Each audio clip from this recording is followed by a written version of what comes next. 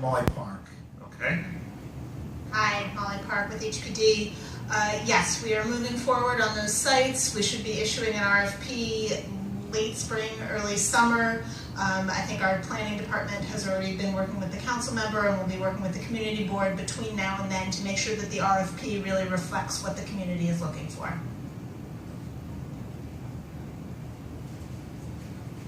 Understood. Wait a minute, I just have to do an epilogue here. First of all, thank you, because I appreciate the government, but it often needs to be pushed. Thank you for the whole community and community board for being entrepreneurial about finding the sites. But I do want to say, I think you're hearing very specific information about fast movement because we want those sites to be acted on too, so thank you. Thank you very much. Right here on the first row. Yeah. Fern, Luskin, thank you. Would you be willing to institute a liaison between the Department of Buildings and the Landmarks Preservation Commission, preferably an architectural historian, to prevent having buildings of historic importance defaced, as happened to the Hopper-Gibbons house, you know, the documented Underground Railroad station, or either defaced or demolished? That's what's been happening. And will you do everything in your power to ensure that the DOB and the LPC enforce their own rulings and prosecute against developers who break the law? Absolutely. And is Rick here? Oh, come on over. Yes, I mean, look, I appreciate the question exactly. When we have come to a determination that something deserves landmark status, we have to make sure actions are not taken that undermine that landmark. We need agencies working together. This is a constant effort we try to do in this administration to get agencies to actually be on the same page. And with everything with Department of Buildings, if we see landlords or real estate developers violating laws, Department of Buildings is increasingly muscular in their enforcement because we've added a lot more inspectors. So our Buildings Commissioner, Rick Chandler, has been doing a lot to change the Buildings Department and make it more agile and fast and enforcement oriented. And why don't you tell people about how many inspectors we've added and about how you can coordinate with landmarks on their buildings? I'm happy to. Thank you, Mr. Mayor. We've added approximately 140 new inspectors in the last couple of years, so we have become much more muscular. I speak regularly with the Commissioner at Landmarks, and she and I share our ideas and our concerns.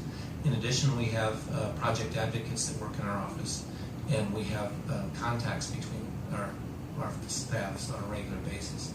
I think the particular building you're referring to is what had not been prevented by Landmarks from demolishing. We had met with the developer many times to give them an option on what to do with that facade. It was not our legal right to tell him that he couldn't do it. When we gave him all the options and we urged him to, he chose not to, and I couldn't say no. So I'm sorry about that. That's very regrettable. Rick, actually, for everyone's benefit, because I don't know the nuances of this, just if it was landmarked, just explain to people why there was a limitation on what you could do. So I think everybody knows that this building is landmarked, then we wait for the Landmarks Preservation Commission to tell us that they've reviewed it. So that gets to your architectural historian perspective, because that's where the experts are.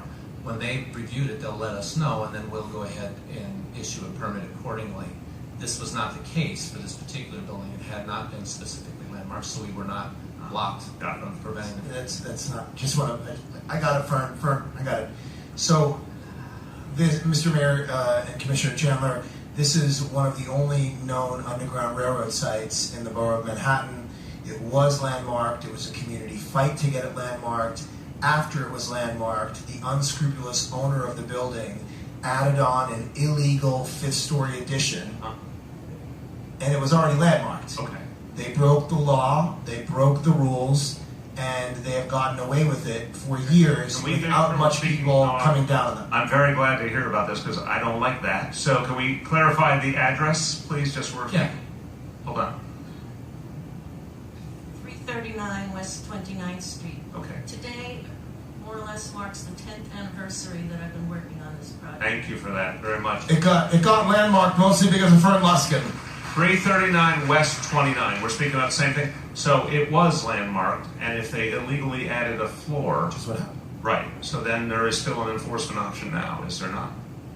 I'm not sure the status of the building. Okay, so we're going to get an answer to the councilman tomorrow on what enforcement is possible for that site. Absolutely. Thank you. Yes. Yep. A little nervous, I'm sorry.